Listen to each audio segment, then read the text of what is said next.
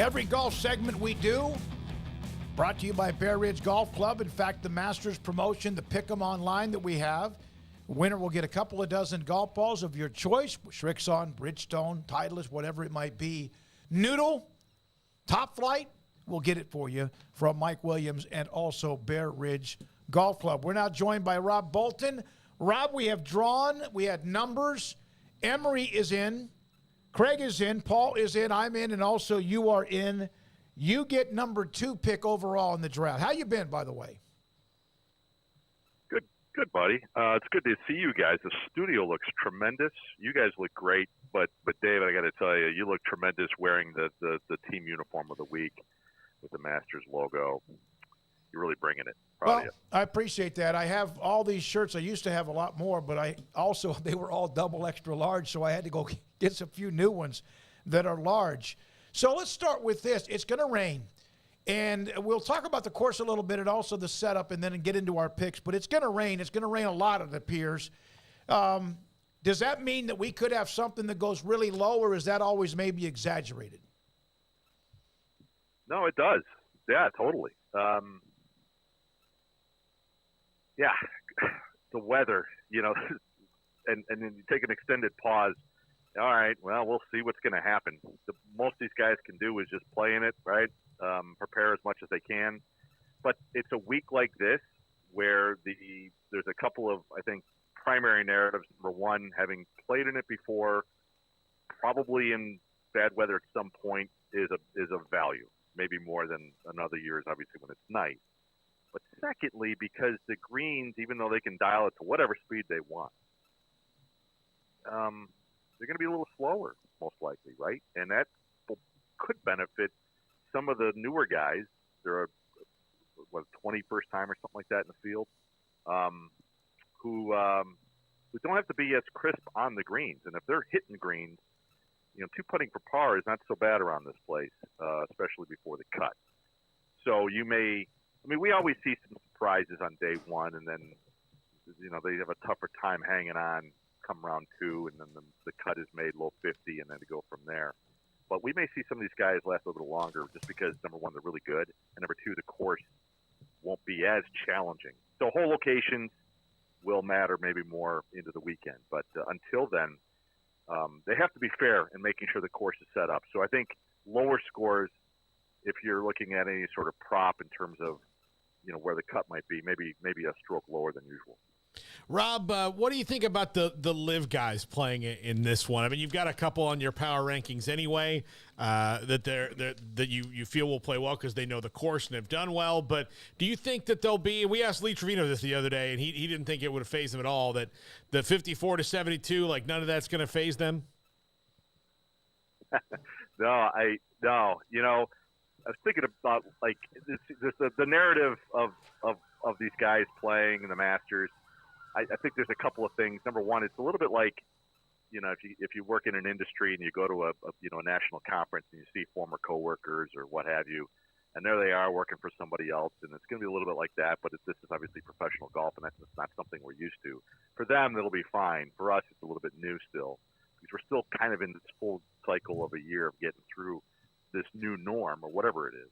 And then secondly, it's probably going to be confusing for the general fan to understand why these guys are playing together again. Or maybe they didn't miss them because they only watched the majors. And I'm very curious how the networks are going to be able to explain this and educate any viewer who may not understand of what's happening in professional golf right now, even though anybody who's followed sports probably has some inkling. So, kind of genuinely curious about that. But, no, I mean, look, these guys, yeah, I get it, 54 holes. I thought what Cameron Smith said earlier this week was really telling in that he just doesn't feel as sharp because he hasn't played a lot. And, maybe missing a little of that competition. Some of these guys will get off the hot start on Thursday. Some of them won't, and they'll figure it out from there. I mean, again, experience around this course. They couldn't have asked for a better re-entry into professional golf than Augusta National because it does reward past experience and certainly success more than any place else. One more quick question, if you don't mind. Is this the only course where you could get out of bed if you've played it a lot, like even one no matter your age, Mickelson, Tiger, whatever? We're not talking about couples, but even couples will play well at the Masters if his back holds up. Is this one of those that knowledge, of course, because it's the same one every year, is as critical as any other major? Totally, 100%. In fact, any tournament, really. I mean, and don't forget about Bernard Longer, who's, you know, he made the cut only 3 years ago. I mean, and got world ranking points as a result of it. It's, and, you know, these guys, you know, the length of the course has gotten them over the last 20 years, I think, to a man, but they can still figure out how to hit the greens. And I think in a week like this, they'll be hitting driver a lot, but they can still get it, you know, get it up and in on par threes for birdies every now and then. And yeah, and these guys of a certain age, over 60 especially, they're going to have they still have the capability of having one incredible round. And you know that they want it most, especially at a place like this. Those competitive juices never die. All right, so we have 5 of us. Craig has the first pick, Rob second, Emery third, Paul fourth, and then I'm fifth. The new rule this year, you cannot take the defending champion until the second round. So I Emery, are you excited? Oh, yeah. Emery's Great to be back. Emery loves golf, too. This is going to be fun. Craig, you get the first pick. Well, I'm breaking that rule that didn't really exist to begin with. I'm going with Scotty Scheffler. Scotty Scheffler, okay. It's you, Rob. Yeah, I was going to say, I didn't get that memo either, Craig. Well, I'm going to go for the guy who's chasing the career Grand Slam and take McIlroy. Emery. I'm going to take John Rahm. Paul. I'll take Jason Day. I'm going to take Justin Thomas and Schauffele. Back to you, Paul. I will take Jordan Spieth. Very good. All right. Emery. I'm going to take Colin Morikawa. Rob. All right, so I'll put my money or my draft pick where my mouth is and take Dustin Johnson, the highest-ranked live player in my power rankings at number 9. DJ, who's won it, and the course obviously seems to fit someone like him. Craig, you get 2 picks. Go Cam Smith and Patrick Cantley. Patrick Cantley, okay. Cantley's like top 5 or 6 as far as Vegas. With the odds, we're going to get Rob to kind of summarize our teams. Back to you, Rob, with the number 2 overall pick, the 3rd pick for your team. Yeah, last check, by the way, Cantley and Victor Hovland getting the least the smallest handles right now in terms of or not right now, but last time I checked it yesterday at some point in terms of betting. But that doesn't mean anything in terms of the results, of course. I got it. I mean, I'm sticking with the power rankings. Highest guy not taken right now is Tony Finau, so he's my pick. Tony Finau to Rob is the next pick. I'm going to go with. I believe it's me. Well, I don't care. The rules are. You're 5th, and we're at the 3rd pick. So. Emery, go. I'm going to go with Max Homa. Oh, man, Emery just butts in there. These young kids today. But you did. No respect. I'm taking this serious. Yeah. All right. Well, okay. Well, then you shouldn't be able to play then. All right, Paul. I will take Brooks Koepka. Had the win. I know, yeah. Yep. You're lucky you did. I would have stolen him right from you. He's healthy. All right. I am going with Sung J M. And I'm going to go with a guy that's been pretty hot. I'm going to go with Sam Burns. I always kind of go with some just maybe the guys off the grid a little bit as far as the names. Back to you, Paul Catalina. All right, then I'll take Victor Hovland. Okay. Emery. I'm going to take Tyrell Hatton. Okay. Rob. Okay. A little bit off the radar, but that's exactly where I want him this week. Shane Lowry. Oh, yeah. Okay. Playing the bad weather, perhaps, if it's raining a little bit. Mm-hmm. And, Craig, you get your final pick and our last pick of this draft. Let's see here. Let's go Will Zalatoris. If his putter's on, right? Is that right, Rob? If he can putt? Well, yeah. Look away, women and children. When you see him putt, it's not the prettiest thing in the world. But it's a good thing that he's really, really strong tee to green. Yeah, he is. And he has success already at Augusta National. We want him to be healthy. He says he's 100%. He better say he's 100%. We'll see how it goes with him. But, all right, for those that don't know, Rob. Overall, good. Yeah. Say again, I'm sorry? No, for those that don't know on the draft, if anybody misses the cut, even if you end up with the top 3 finishers, you're done. If you miss the cut, if any of your players miss the cut, your team is dead, right? Yeah, that's there's no mercy in this thing. That's why it's so much fun. We've seen that happen too many times too, and we've had the years where we've all had at least one guy, miss, and it's a push. No one scores anything, even though we've had the winner. Rob Bolton, PGAtour.com, follows the weekly type picks. He does a great job with us on the majors, PGA Championship, then the U.S. Open and the Open Championship this year. All right, so we have our picks. We have our teams. Your time to shred us. I always dread this part of the conversation because it's like, how do you circle any of these? And then, David, you always figure out a way to contend anyway. So I'm going to just leave you alone. I don't want to. You don't need any good mojo from any of us, especially me. We all have question marks to some degree because of the things we've already talked about. Zalatoris and DJ and Terrell Hatton. Even though Emery, you take it seriously. I think, David, you're right on the money. If you're taking it seriously, you're doing it wrong. That's not why we do this, right? But I like that. I like that squad a lot. Even though Homa, I love Max Homa. There's a conversation of the big 3 right now with Rahm and Scheffler and Rory, but I think I've been tossing Max Homa into that for the big 4. He deserves it, and to get him where you got him, I think is a really nice find or steal even. But because he's never had a top 10 in a major, he's never really played that well at Augusta National, and that's the type of thing you expect to happen this week. He's the type of guy to make a big difference. So I would not be surprised at all if he's contending or even wins this thing because he's just that good. Paul, I really love your team.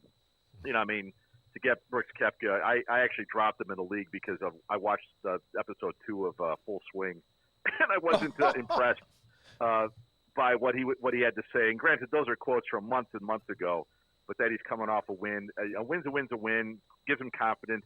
He's apex predator, type A type of guy, and that's all he needs entering the major.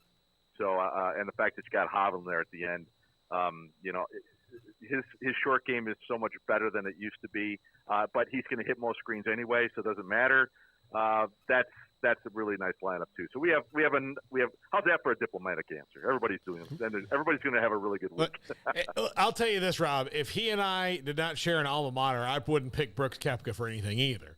But look, he's a mushhead in that episode, at least from Liv, that. He was an absolute mental midget, and he admitted it, basically. He's a mess, but he did win this last weekend. He did win. It's the second win on that circuit. And again, those quotes are from many, many months ago before he actually jumped, right? Yeah. So you got to put that in the proper context. But nevertheless, it did expose him in terms of he doesn't really have a backup plan in terms of what happens mentally when something goes sideways. And when he gets injured, and all professional athletes at some point either get injured or they lose form, it's just a guarantee. What was his backup plan? I don't know. And he's figuring it out. So you got to give him credit for it. But he's healthy, most importantly. When he's healthy, he's a big dog. All right. So I picked M. Sam Burns is playing well. Won a couple of weeks ago or so. Was that over the edge of picking? No, not at all. Again, Burns is sort of in that same lane as Max Homa. Guys who Cameron Young is another one. Guys who have played minimally. Or not at all, or not very well. Patrick Cantlay, another guy, not very much success on the course. But you got to give it time. Always respect the course. They have to see it in other conditions.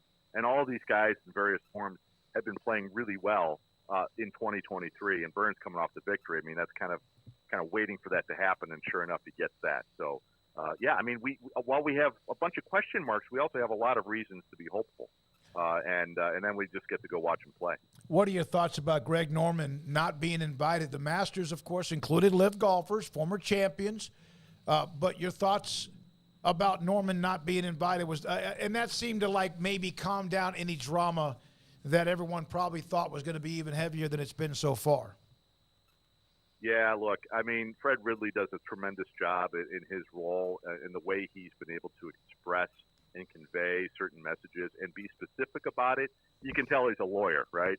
Yeah. And he's able to do that. And just to say that he wants the focus to be on the tournament, what else would you expect him to say? Mm-hmm. So the decision, probably his decision, the buck stops with him when it concerns the tournament, to not invite Greg Norman, but then also to acknowledge that Norman's been there only twice in the last 10 years, and one of which was as a commentator. So probably more to that. If the question wasn't asked, it's probably not even discussed at all. Like a lot of things we could be discussing that weren't mentioned.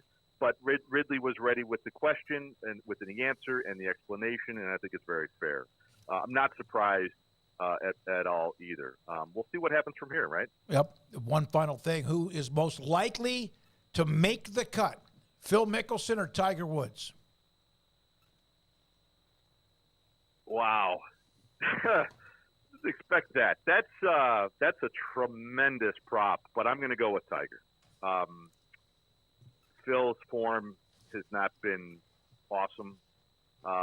Tiger's chasing a record this week to tie Gary Player and Fred Couples for most consecutive cuts at 23. The field's only 88. You have a lot of older past champions, a bunch of amateurs. The cut is low 50. It's a very generous cut. Tiger knows how to get up and down from anywhere on the property. The challenge will be how he feels in the weather. He'll be fine. It's really about the walk. So I'll lean into Tiger on that prop to tie the record.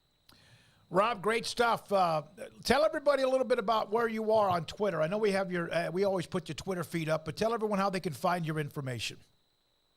Yeah, thanks, man. We're now at GolfBet on PGAtour.com, the website. Since we've spoken last summer, we have a new app. We have a new website.